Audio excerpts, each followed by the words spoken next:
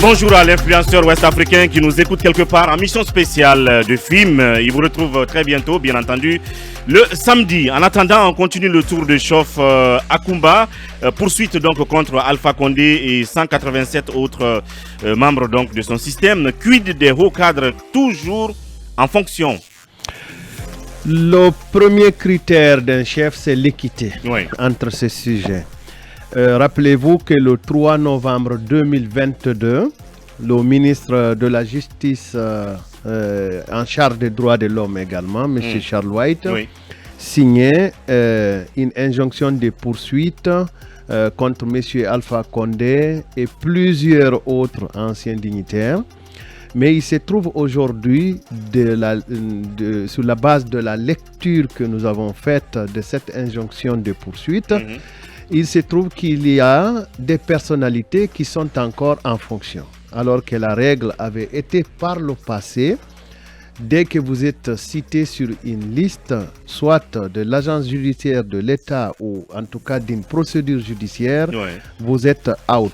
Et rappelez-vous que la fois dernière, j'avais dit ici, avec tout le risque que cela comportait, que c'était ceux qui n'avaient pas de liens sociaux assez forts qui seront les victimes de la réforme. Alors, pour revenir sur les faits, est-ce que vous connaissez M.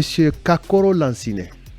Kakoro Lansine. Kakoro Lansine. Il est sur ancienne DGA des impôts. Il me semble qu'il est toujours directeur général adjoint du Trésor. Bien. Alors, donc il est sur la liste de Charles. Il est sur la liste de Charles et pour être plus précis, il occupe la 34e position. Bien. Mais il est toujours en fonction. Est-ce que vous connaissez Madame Kaba Mariam? C'est la directrice générale, selon l'injonction de poursuite du centre hospitalier Jean-Paul II. D'accord. Je n'ai pas appris son limogeage. Est-ce que vous connaissez M. Youssouf Sampil, DAF des travaux publics ou disons ancien département des travaux publics? Je n'ai pas entendu son limogeage. Avez-vous regardé la télé? Apparemment, il n'est plus au pays. D'accord. Avez-vous regardé la télé ces derniers temps? Non.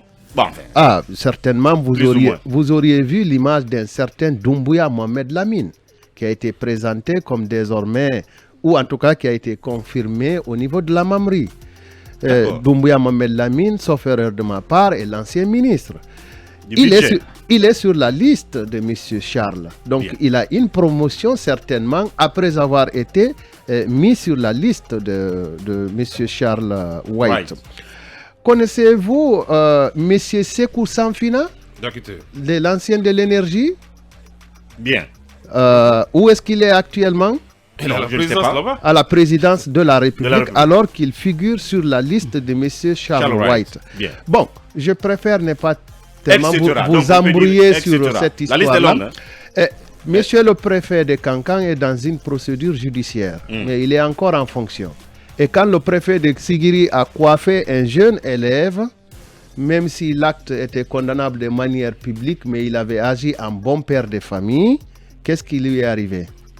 Il est allé out. Connaissez-vous Yaya Sow?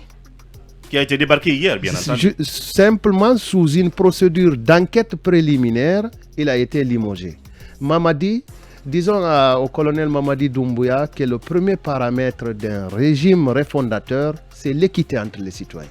Bien, donc ça fait un peu de confusion, de contradiction, hein, de paradoxe talibé. Ça a quand même du sens, n'est-ce pas, ce qui est dit là? Parce que donc l'exemple le plus illustratif et récent, c'est bien le cas Yaya Sow et ses collègues qui ont été débarqués hier. Donc dans le même temps, certains sont dans la même situation sur une liste, mais qui sont en fonction. Oui, il parlait d'équité, parce que ces injonctions aux fins de poursuite judiciaire font état justement de clarification, de la nécessité de clarifier la situation des comptes bancaires de ces personnalités qui toutes, en tout cas, ont servi sous le régime du président Alpha Condé. Donc des poursuites judiciaires engagées pendant que, et comme ils viennent de le prouver, certains sont encore en position, même en position très confortable à différents postes de responsabilité.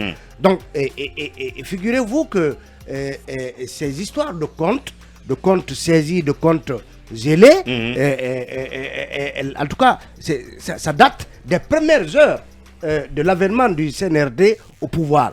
Donc, une année après, on continue à maintenir leur nom parmi ceux dont les comptes sont gelés et qu'on soupçonne de détournement ou d'enrichissement illicite. Donc, un an après, si on n'avait rien contre eux, ils n'auraient pas dû figurer sur cette liste. Donc, aujourd'hui, l'opinion a bon droit de se poser la question. Pourquoi certains sont en disgrâce, poursuivis en justice et même voués aux gémonies, pendant que d'autres occupent encore des fonctions gracieuses. Ou est-ce qu'on pense qu'il y a un degré une différenciation à faire entre la teneur des soupçons, parce que c'est que des soupçons, pour le cas de Yaya et tout, on les a suspendus sur la base de cet audio qui donc les soupçonnent d'avoir été mouillés dans ce scandale. Et bien les autres là aussi, c'est un peu aussi des soupçons, parce qu'on dit qu'il y a des montants sur leur compte qui pourraient être des montants. D'ailleurs, on les a saisis, je crois, on a instruit la saisie de... Il y a une injonction de poursuite judiciaire contre Yaya Sow et plusieurs autres. De leurs biens. De leurs biens. Donc aujourd'hui, il faut bien se poser ces questions. Et qu'on nous donne des réponses. Par rapport à ce 2 poids 2 mesures entre donc cette majorité des gens figurant sur cette liste déjà en tout cas en disgrâce, et les autres qui continuent à assurer des fonctions dans l'administration, et des fonctions très importantes, parce que quand on est directeur adjoint régional du Trésor, c'est quand même le pompon. Absolument. Oui, Gami. Il aurait fallu qu'on applique peut-être la même chose à tout le monde, que ce soit qu'on laisse tout le monde à sa place le temps de vérifier tout ça et qu'on tire tout ça au clair. Ou peut-être celui qui est reconnu coupable par la justice, parce qu'il y a une cour qui est là spécialisée dans ces affaires de corruption.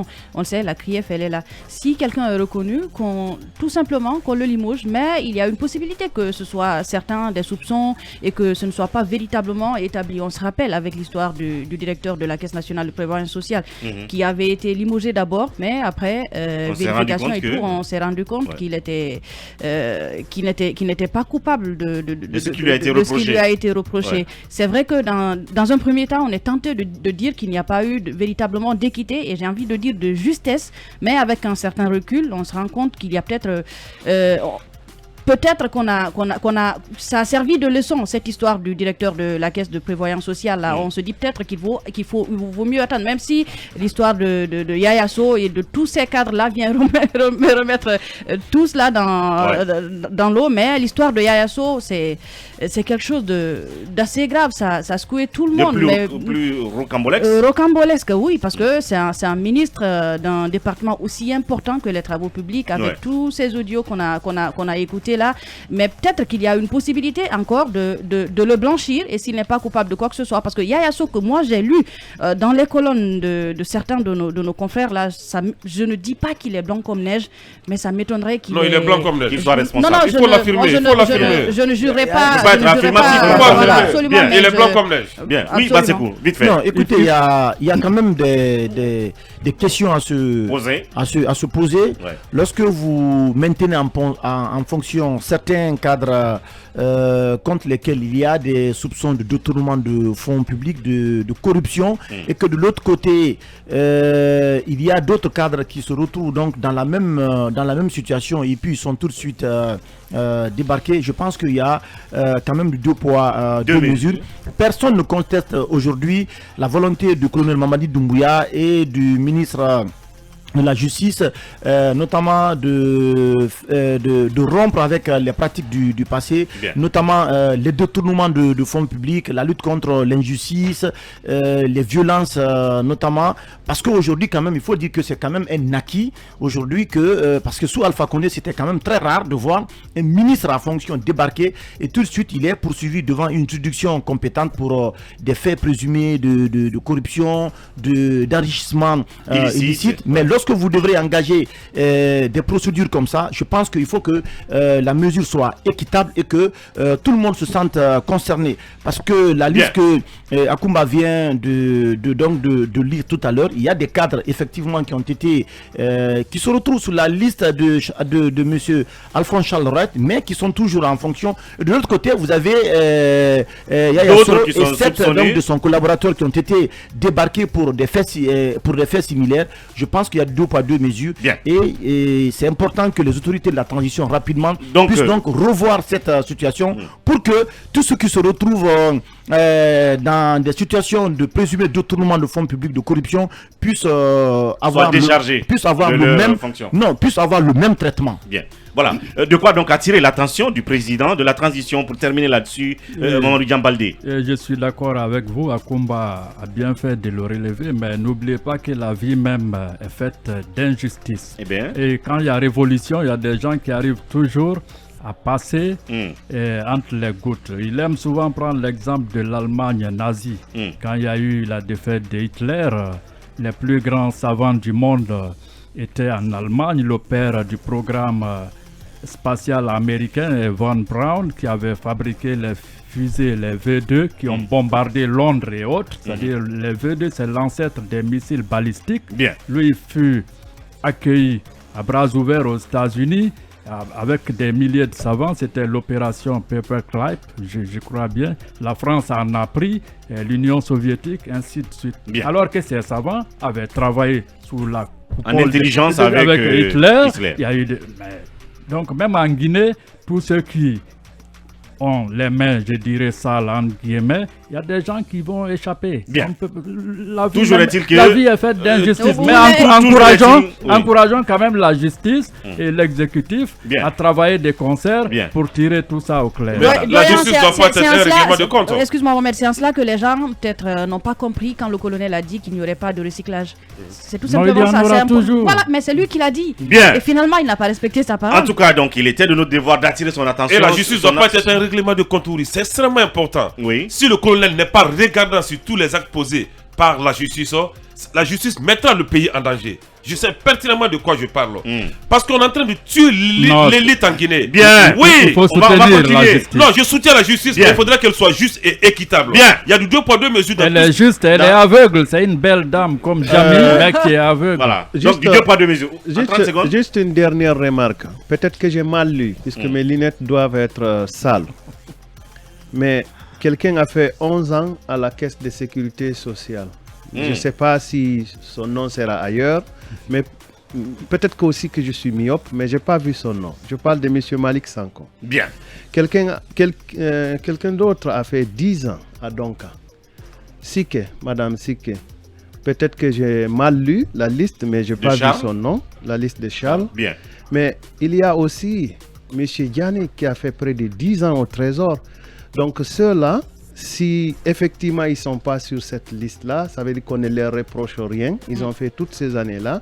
Donc ça veut dire que tous les rapports qui ont circulé sur la gestion de ces établissements-là sont des faux rapports certainement. Une fois encore, un chef doit être équitable.